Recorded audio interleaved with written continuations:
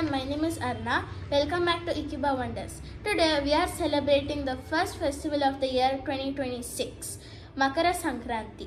ಎಲ್ಲರಿಗೂ ಸಂಕ್ರಾಂತಿ ಹಬ್ಬದ ಹಾರ್ದಿಕ ಶುಭಾಶಯಗಳು. ಹಾಯ್ ಅರ್ನಾ. ಹಾಯ್.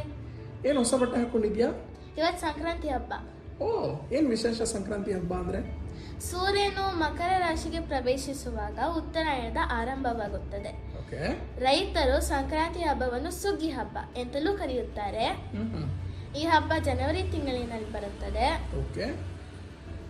ರೈತರು ತಮ್ಮ ಶ್ರಮಕ್ಕೆ ದೊರೆತ ಫಲವನ್ನು ದೇವರ ಮುಂದಿಟ್ಟು ಕೃತಜ್ಞತೆಯನ್ನು ಅರ್ಪಿಸುತ್ತಾರೆ. Very nice. ಹೊಲದಲ್ಲಿ ರಾಶಿ ಹಾಕಿ ಪೂಜೆಯನ್ನು ಮಾಡುತ್ತಾರೆ. Wow, that's interesting. So are there any scientific reasons ಏನಾದರೂ ಇದೆಯಾ ಇದಕ್ಕೆ ಹಬ್ಬಕ್ಕೆ? ಇದೆ. ಜನವರಿ ತಿಂಗಳಿನಲ್ಲಿ ಚಳಿ ಹೆಚ್ಚಿದೆ.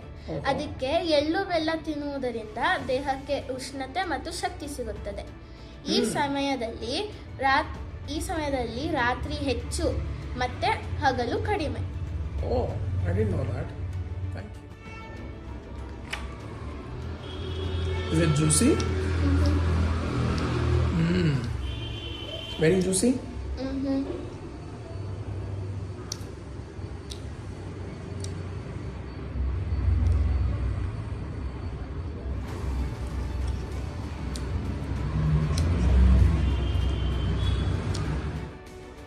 So, ಹಬ್ಬದ ಟೈಮಲ್ಲೂ we have a lot of scientific backgrounds and reasons.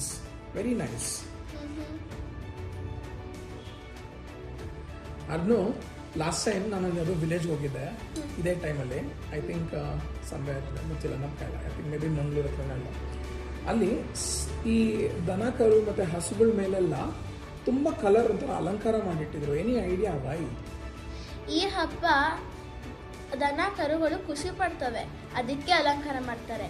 ಅವರಿಗೆ ಅಲಂಕಾರ ಮಾಡಿ ಬೆಂಕಿಯ ಮೇಲೆ, ಅಂದರೆ ಅದಕ್ಕೆ ಇನ್ನೊಂದು ಹೆಸರು ಕಿಚ್ಚಿನ ಮೇಲೆ ಅಂತರೂ ಹೇಳ್ತಾರೆ, ಅದ್ರ ಮೇಲೆ ಹಾರಿಸ್ತಾರೆ. Very nice, interesting fact. ಓ, ಬೆಂಕಿ ಮೇಲೆ ನಡೆಸ್ತಾರ? ಅಯ್ಯೋ, ನಡೆಸೋದಲ್ಲ, ಹಾರಿಸ್ತಾರೆ. ಬೆಂಕಿ ಮೇಲೆ ಹಾರಿಸೋದ್ರಿಂದ ಅದರ ಮೈ ಮೇಲೆ ಇರುವ ಕೀಟ ಜಂತುಗಳೆಲ್ಲ ದೂರ ಆಗ್ತವೆ, ರೋಗ ರುಜಿನಗಳು ಬರುವುದಿಲ್ಲ. Really? I didn't know this concept.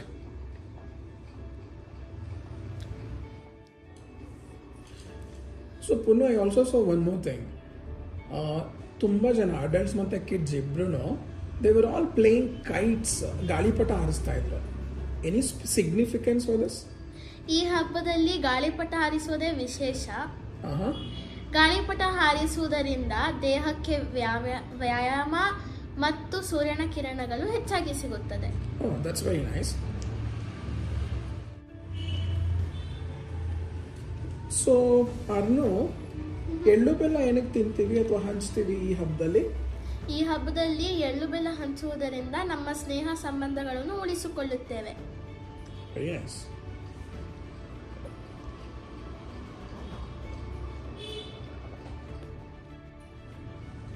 So Arnu, so this festival is very special, alva?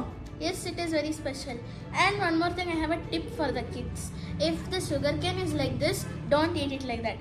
Make it into small cubes so you can cherish the sugarcane.